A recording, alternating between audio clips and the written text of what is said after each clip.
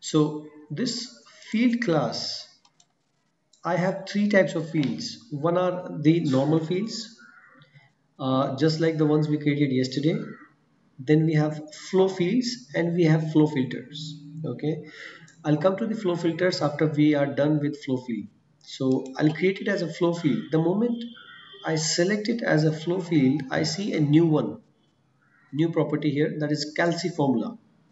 So it is nothing but I have to describe the calculation formula for this particular field, and it takes me here and it shows me this method. Okay, it shows me that we have 7 types of flow fields. Okay, so first I will start with sum. What we are trying to do here is we are trying to sum the quantity of an item from item ledger entry. Okay, so I've taken the table as item ledger entry. I have to tell the system which field of that table I have to consider. So I take quantity field. Now, do I have any table filters? So I leave the table. No. Uh, if okay, let me just show you the effect of this. Okay, I'll leave it as it is right now. I'll keep the quantity sum as it is, and I just save it. I don't do anything else. Louis, is it quick? Is the screen refreshing better, or you want me to Yeah, slow down more? yeah, it's fine now. Okay, so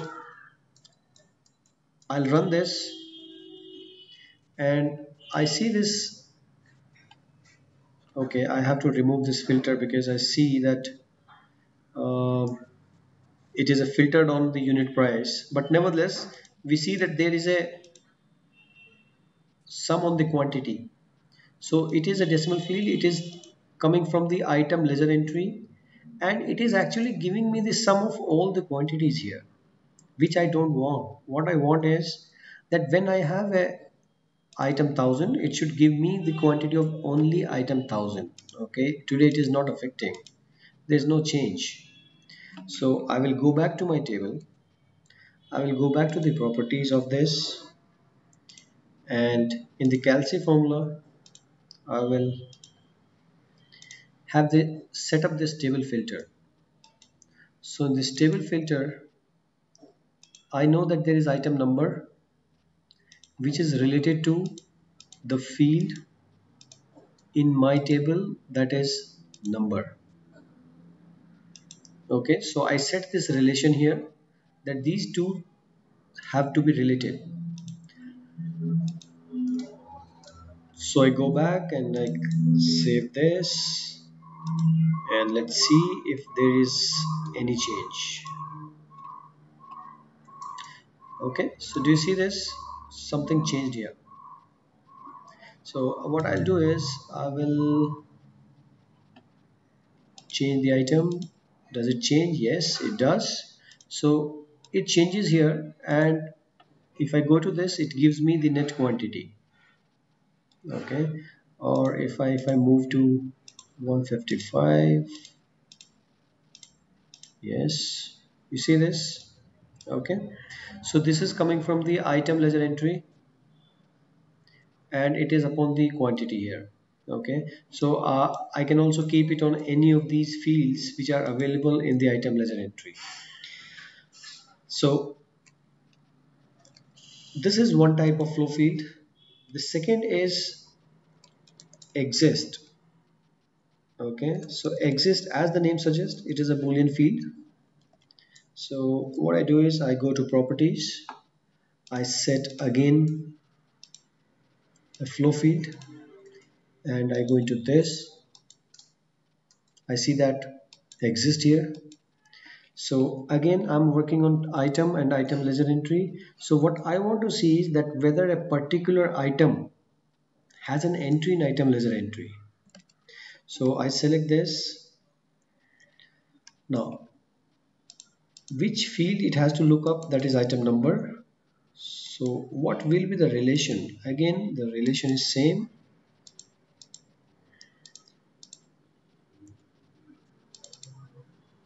and we set the relation here. So it will be filtered on this, that this number from my table and item number from the item ledger entry, and it will look up number on the number field, item number field in item ledger entry. Okay, and then it will return me the result. So let's see what kind of result is it going to give me. So we see here that this is yes. Okay, I do one thing. I look for some item which I assume will not be there. Let's see if it is there. Yeah, you see this? It turns no. Can we make it bigger? Yes, and yes. Okay, so here it is. Um, if I change to some other item, let's see this NAV training, it exists because we posted some entries for this item and we have the quantity here. Okay, so one point, that all the flow fields, we never keep them open. They are never edited, they are never editable. So what we'll do is we will again go back, we will set the properties of both the fields, that is editable. I'll keep it as no, no for this, and again editable property, no for this. Okay, so here we save it, we run this again, and now it is okay. But you see it is underlined, so that means when it is underlined it is a kind of an hyperlink.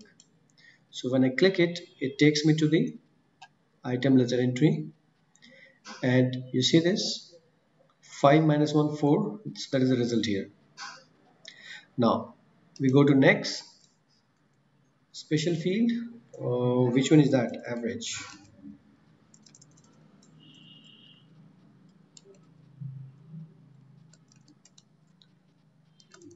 I take it as decimal. We go back to the field class, we define the field class. Now we have to define the calci formula. So in the calci formula I select average table. Now what average do I want? So let's see what is the quantity average transaction for particular item that we select, and in the table filter we set the relationship, otherwise it will show me the entire item ledger entry average. So I want for a particular item, so I'm setting this relationship. We do that. Editable, no, that is fine. And do I need to do any other setups? No, leave it. So we run it, and we see this item, we see the average here. Okay, so I go to this, and it has net quantity as 4, the number of entries are 2, so it is 2. Okay, and it exists. And let's take some item which does not have a quantity. You see these values are updating, automatically. I did not do any code here. So that's one of the beauty for these flow fields. Okay, so what next? Yes, there is one more. We created one name yesterday. If you remember, we wrote some code here on the number validate, which we deleted later, and the name was populating. So what I do here is I will use one of the special field, that is again a flow field, and look up. Okay, so now I'm selecting an item, so its description will come from the item table. So I'm selecting the item table. Now which field it has to come? It will be the description. What filters I need to apply to set the table relation? So I match the item number and number of my table, and I make it editable now. Okay, so here it goes.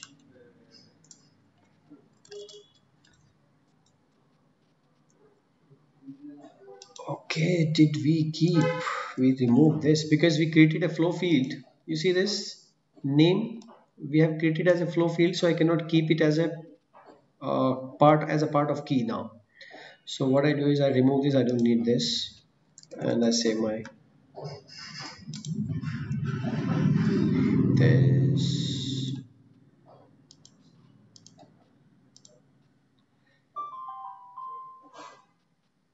Okay, it contains some data. Is it what that is? What name? I have made it as a flow field. Okay, because it has some data in the table, so it is not letting me do that. What I do is I will say no, and I will create a new field here. Description again of type text. Let's keep it as 50. I will set the same properties. Field class flow field. I'll go to the calci formula,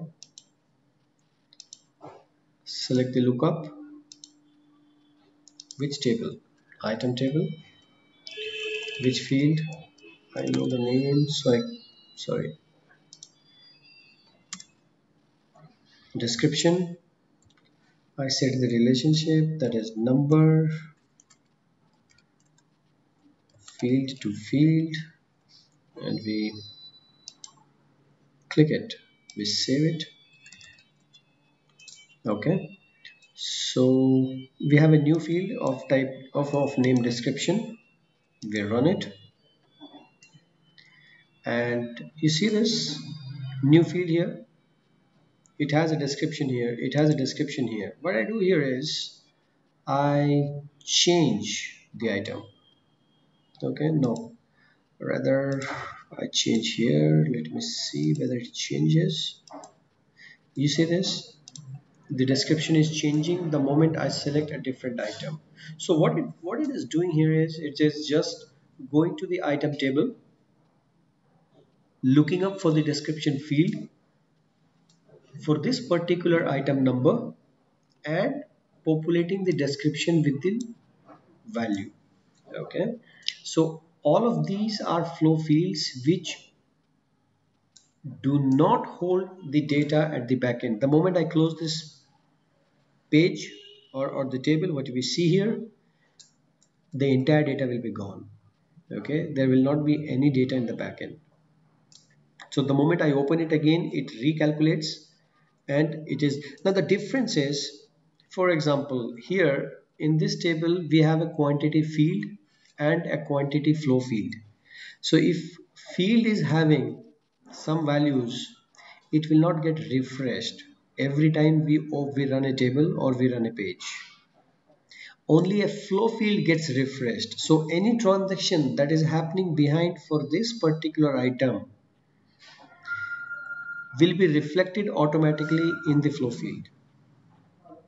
In a field, I have to write a code to update it for the updated values in the item ledger entry. So that is why we need these kind of flow fields. Okay. Now to make the flow field work, uh, before that, let me see if I miss any. I think we have seen sum, average, exists, lookup, minimum, maximum. That's the easiest one. The minimum looks through all the records of the respective table and find the minimum entry and updates it. Count, count will give me the records, how many records are available. Okay, let me show you that. Okay, I keep it as record count. Let it be integer. Of course, it will be integer. Field class, we keep it as flow field. Fine. We set up the calci formula for this. And in which table? Let's say ledger entry, which it will be item number. How is it related? It is related with item number to field and to number. Okay, so we have the relation here now. What I'm expecting is that I get the count for the item number that I will be selecting on the row. So it should give me the total count from the table. So I run it and I make this page a little bigger. So I see here that it has a count of 4. Okay, so can we go in and check? So this is the count. So make minimum and maximum will consider based upon what field I select. Let's say I want the maximum quantity record, so it will give me this. If I want the minimum, it will give me this. Okay, so this is about the special fields, that is flow fields. Now the next one is we have one more type of field, that is flow filter. It is again a field, but we'll see the impact of it. Okay, so what I do here is I'm creating a date filter here of data type integer day, of data type date, and we save it. Okay, and we run it. I expand this form and see if we are able to locate the field or not. You see this, we don't see the field. We have created a flow filter, but we don't see it here. Okay, the flow filters are available in here. You see this? This is the field that I have created. Okay, so for example, what value do I want to put in? Okay, I put in, let's say I pick up a date from here. I copy this date and I put a value here.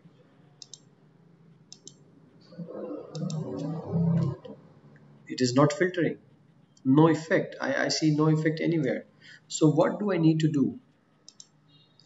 So what I do is I go back, I have this date filter, and I go back to this quantity properties here in the calci formula of this field.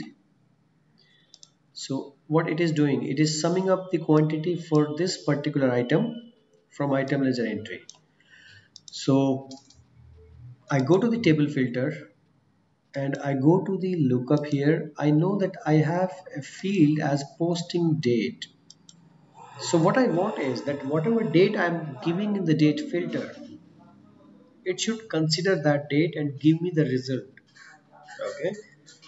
Uh, so I'll relate it to my field, and my field is nothing else but date filter. So I save it and I move back. I run it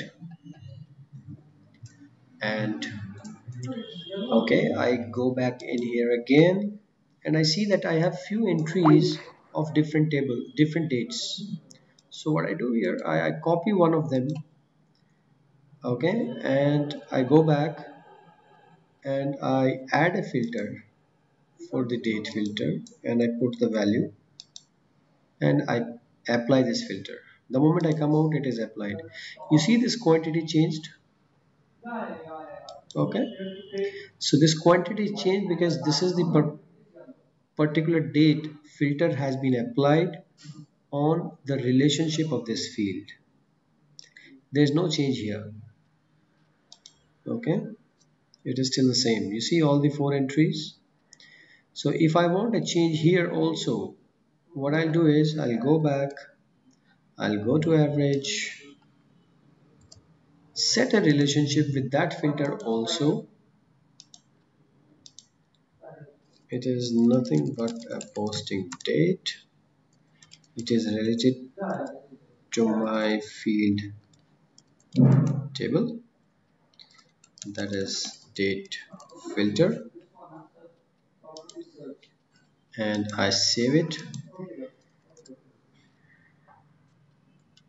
We move back, we just run it, and do I still have that in my value? Yes. You see this now? It changed. So now if I look up, it will show me the respective entries for that particular date. So there is a relation here now. Okay, now these are my special fields, or we can call them as special filters. Okay, otherwise I have in advanced filters, I have all the fields of the table. Okay, you see that? All the fields are available. I can enter a value and I can, but in this there is no date filter because that is not considered as a field. It is a special field where we just provide values for filtering it, the flow field values. Okay, so they are so correlated. So that is flow filter. Now, next comes how does it work? It looks so simple that I have just created some flow fields. I have related it to my item ledger entry and I saved my table, I run it and it just worked. No, but it is not. It's not that simple. Why it has worked is if I go to my ledger entry, I will go to my keys and I will see there are so many keys here, and with most of the keys I have some index fields defined here. Okay, I have quantity, remaining quantity, invoiced quantity, etc. Okay, so now because when we mention these sum index fields, it tells the server to manage the sums of the respective records as an entry is created in an item ledger entry and keep summing it up. Okay, so this sum index field is nothing but an indirect pointer that the sum of these fields are being created as and when an entry is created. So I'll give you an example of this, how this works at the back. Okay, let me open a notepad. No, I think let me try the Excel. That will be better. Okay, Excel sheet. Mhm. So let's assume that I have item number 1000. I have a quantity of, yes. Any questions? Okay. So let me explain you what happens in the item ledger entry here. So this is my item number. This is my quantity, and I will also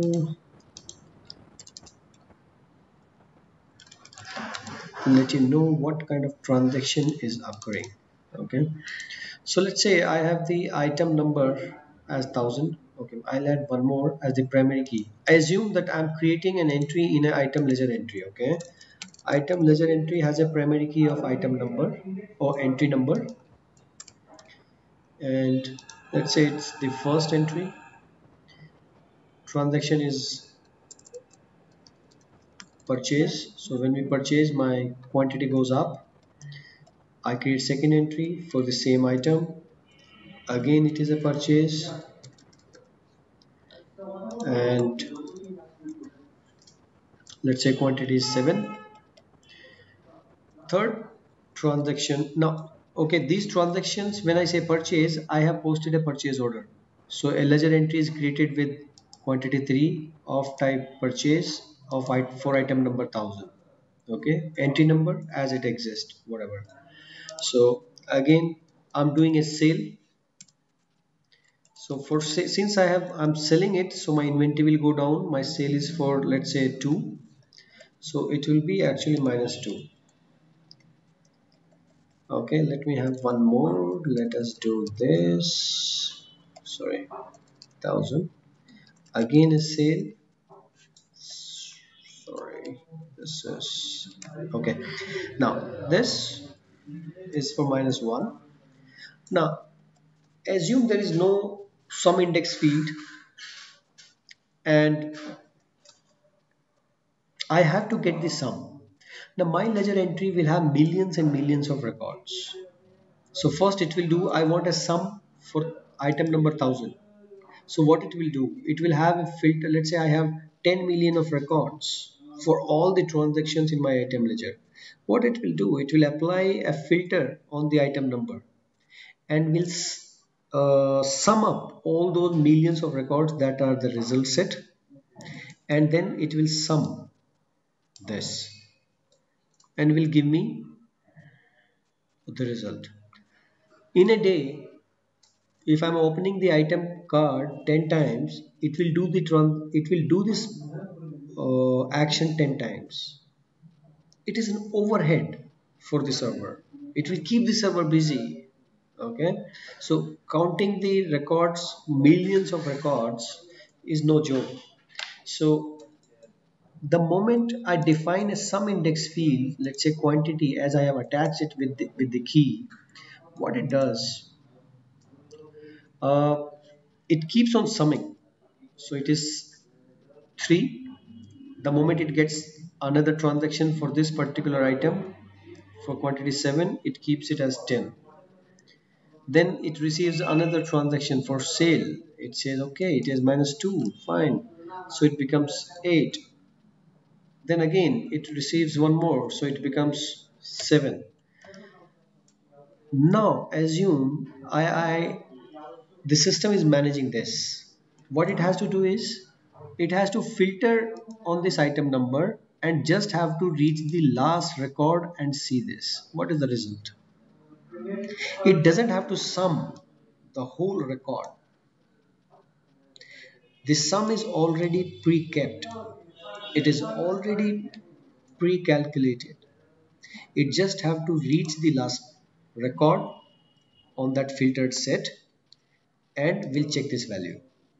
Okay, now for example, if there is another for the same item and it is of purchase and it purchase 8 and then it becomes 15.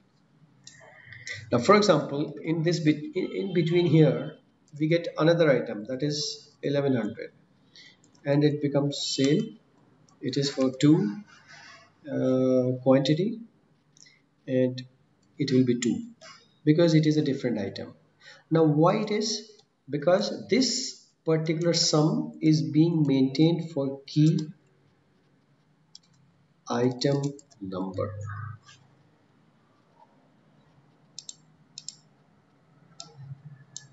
That means a sum index field should be defined against item number. Okay, so do we have any? Yes, we have item number, but we have this here. You see, it is a secondary key. So it has defined quantity and invoiced quantity. So how it works, what it does is, it keeps the sum against item number, then item number and entry type. Okay, I'll explain you how. Let's assume I'm creating a quantity. So I have this secondary key and I have defined a sum index field here, quantity. So with this, what I want is that the system should have a pre-calculated sum of quantity field for this secondary key. So this combination is unique, okay, because if you see anywhere that some index fields are defined, there is no item number and posting date. Okay, so what I do here, I enter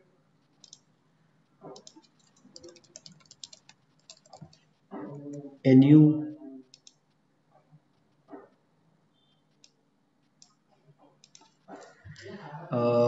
column, that is posting date, and for this let's enter some date here. Okay, so what is today? Today is 13th. Okay, so 13th 08 2015.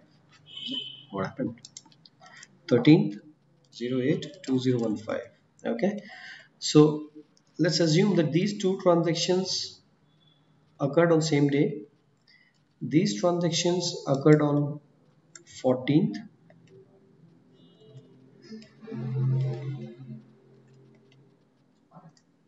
Okay, and this particular transaction occurred on 15th. Now how the index will be kept? Okay, we have a key which is on item number and posting date. So it will keep an index on item number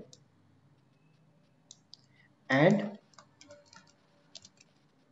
item number comma posting date.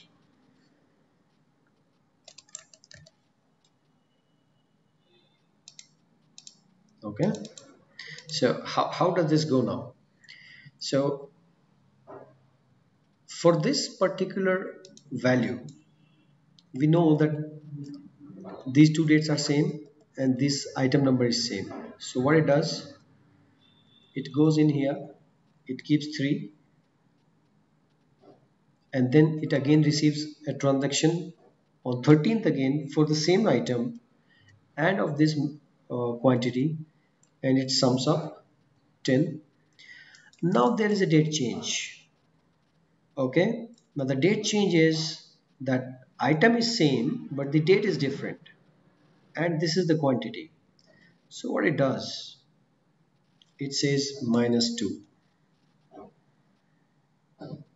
Okay, now again on 14th it receives another sales transaction.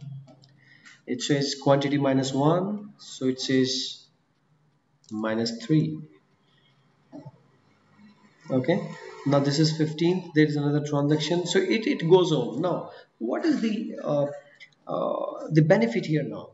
Now for example, if I want the sum on item, I have it predefined. If I want a sum for a particular item and on a particular date, okay, so that means if I want a sum on item number 1000 and posting date 13th 05 2015, sorry,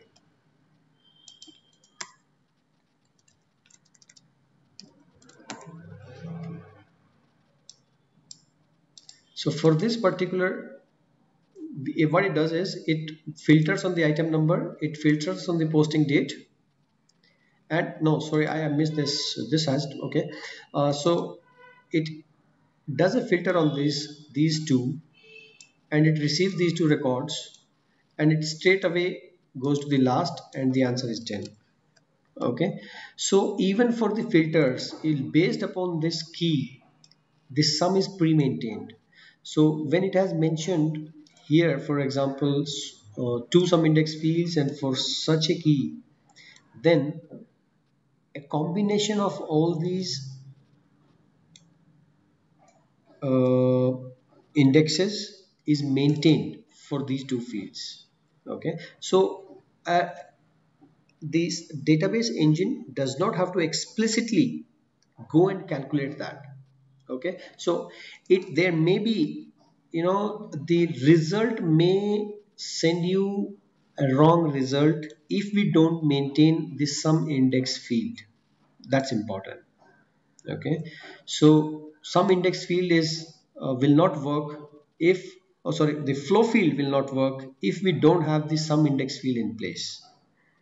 Okay, and we have primary keys defined, we can have the respective sum index fields defined, we can have n number of sum index field based upon whatever fields I choose. I can go and have a lookup, and I can define the sum index field has to be maintained only for the sums that we are maintaining, not for the uh, uh, boolean or something else. Okay, it is not only for the sums.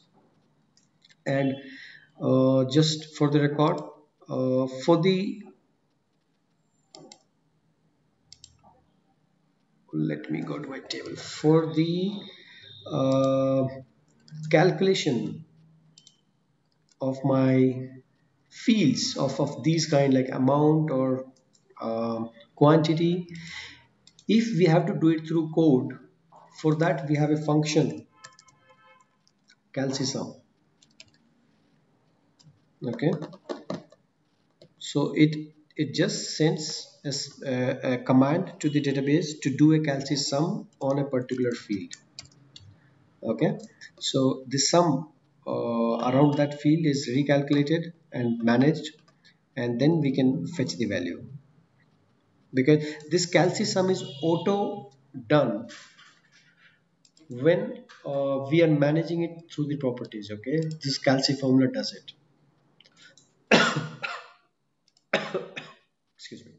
So that's about the, okay, that's all about the special fields and special fields examples we have seen. Now, what is not covered and what is not mentioned in the manuals, which will come further down, is the types of tables that we have.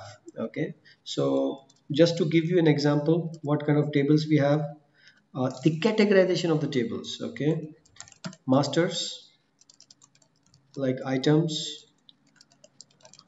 customer, vendor. Then we have supplemental table. Supplemental tables. Okay, I think supplemental table example would be as item vendor, if I'm not wrong. Okay, but we'll see them, no problem. Then we have document tables, such as sales header, sales line, or purchase header, or purchase line. Anywhere you see a document, it will always have two tables. Okay, so these all are the document tables. Then we have journals. There's another name for these journals, but anyways, we can keep it as item journal line, or general journal line. These are list kind of tables, these are editable tables. Okay, so then we have okay, what more? List are nothing, these are uneditable, but a list items, listables. Okay, so they are, these both are same, the only difference is journals are editables, lists are not. Then we have setup tables. So every master or every domain has a setup. For example, sales and receivable setup. Okay, so this works for the sales area. Then we have purchase and payable setup. Okay, these are all the different tables that we have, and there are more. Okay, I'm not recollecting the categories. Why I'm telling you right now, because we are going through the tables, so it's important that you know. I can give you the examples of these tables if you want to see. Um, should we save this? No, leave it. So item table.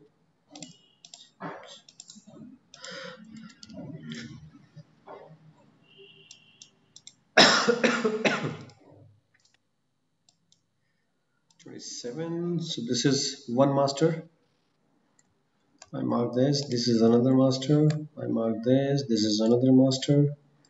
So these are three different kind of masters. There are more. I'm just showing you some. Sorry, not the location. I marked the wrong one. Okay. Then we have, yes, important ones, ledger tables. Then we have registers, ledger table, item ledger, entry. Then we have general ledger entry. Then we have vendor ledger entry. So ledgers, as I mentioned, it is always around the masters. Okay, so every master has its ledgers. So we leave it there. Registers, we have item register. Okay, respectively we have customer, vendor. So you see here these two tables, purchase header and purchase line. Our purchase order, what we see, has these two tables. Sales order or sales invoice has these two tables. Okay, then we have the posted documents. Okay, posted documents, again, we have posted sales header and posted sales invoice, posted purchase header and posted purchase line. Okay, so relatively we have the same because they also form the documents. So all the documents will have the header and lines. Okay, just for the note, we'll anyway come through this again when you will be doing the projects. Then we have registers, as I mentioned. You see these, that's too bad. Okay, you see these two here, GL register and item register. So registers are nothing but the indexes to the ledgers. Okay, so if I run any register, you will see that it is taking me from this entry to this entry. Okay, so when it is created, so it is an index to my item ledger. Okay, does it move? Yes. Okay, you see this two value number 26. What, where it will take? It will take me to the item ledger. Okay, so they are nothing but just indexes, like, because your ledgers are so huge, it's difficult to find. So manually also people try to keep the registers just to find that on which page do we find what. So it is of a similar kind. Okay, and setups, yes, we have done, we've seen, these are all document tables. Okay, so there we finish our agenda. Okay, any questions? Any questions around it? Or